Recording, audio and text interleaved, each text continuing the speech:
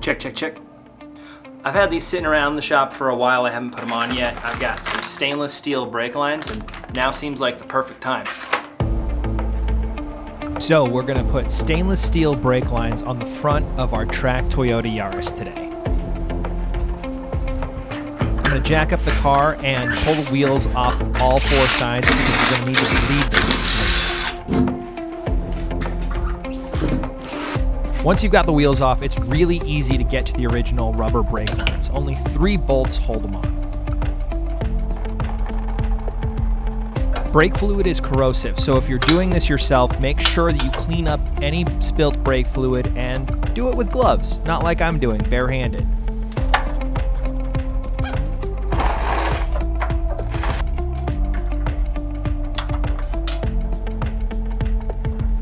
These lines seem like they're going to be a little bit shorter than the original, which could be a problem, but with my lowered suspension, I think we'll do just fine.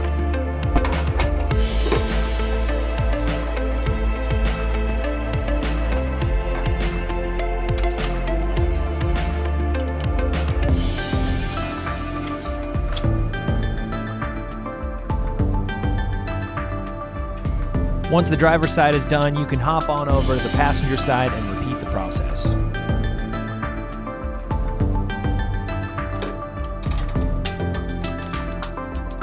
So the new lines are on, but we lost a lot of fluid in the process, so I'm gonna add some fluid back in and then bleed the whole system. We got some .4 race brake fluid, Modal 600. This is what's been in the car.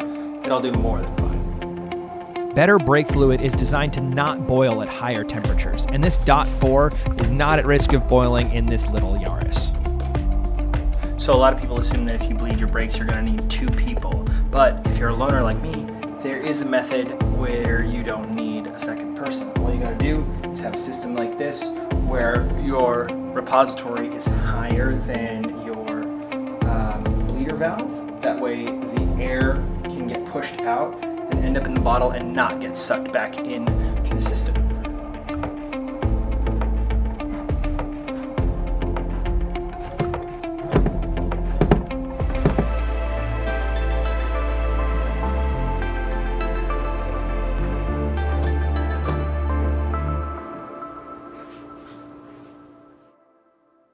Hey, so this is not normally part of a video, but I got a chance to come down and do a dyno run with this thing at EF1 Motorsports, thanks to Donut Media.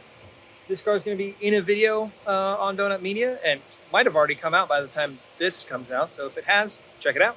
If it hasn't, wait. But yeah, we're going to see what if this thing can make triple digits. No, probably not.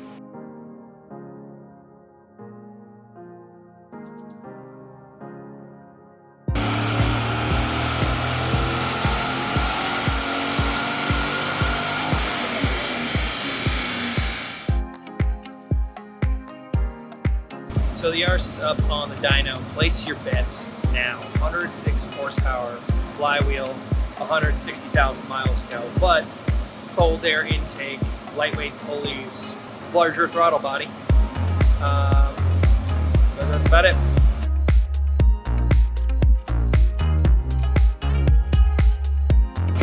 What's the lowest horsepower you've ever clocked on this thing? On this dyno,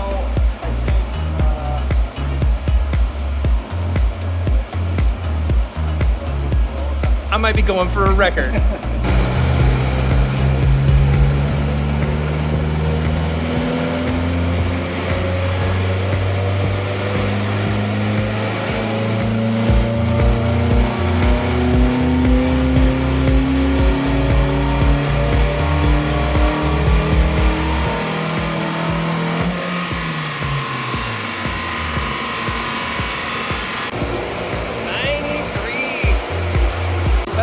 They don't run in the lower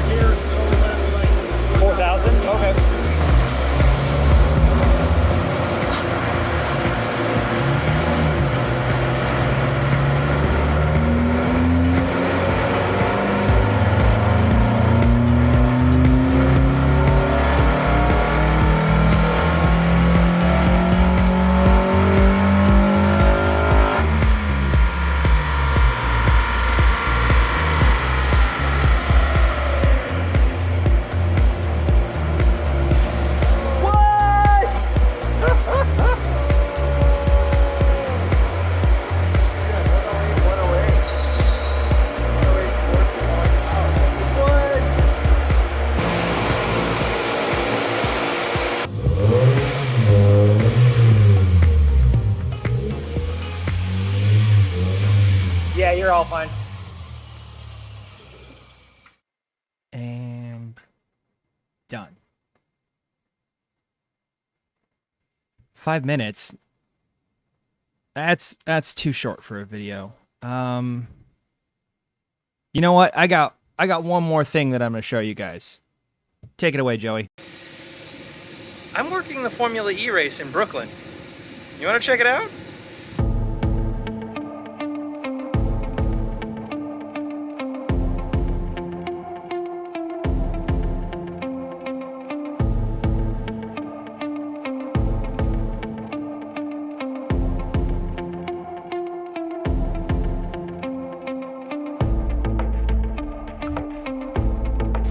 All right, it's early.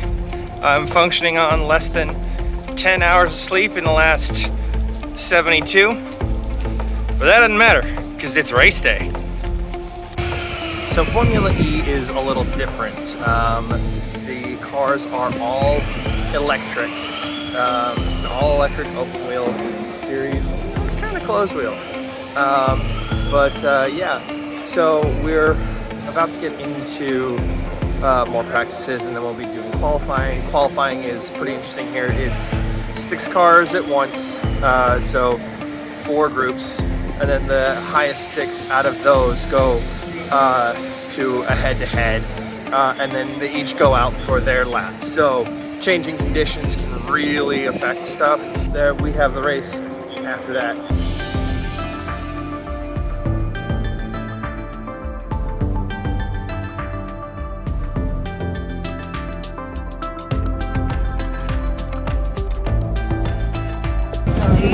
Hey, look at this electric car on the Formula E track.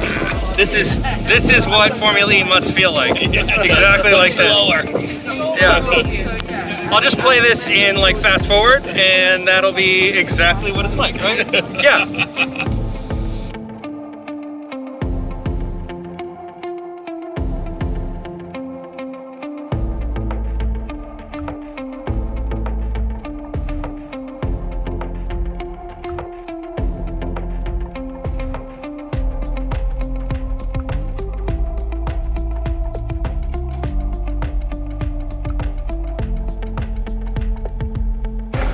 So that's it for Formula E. Everything is done. The team's backing up, and they're off to the next country to do their next race.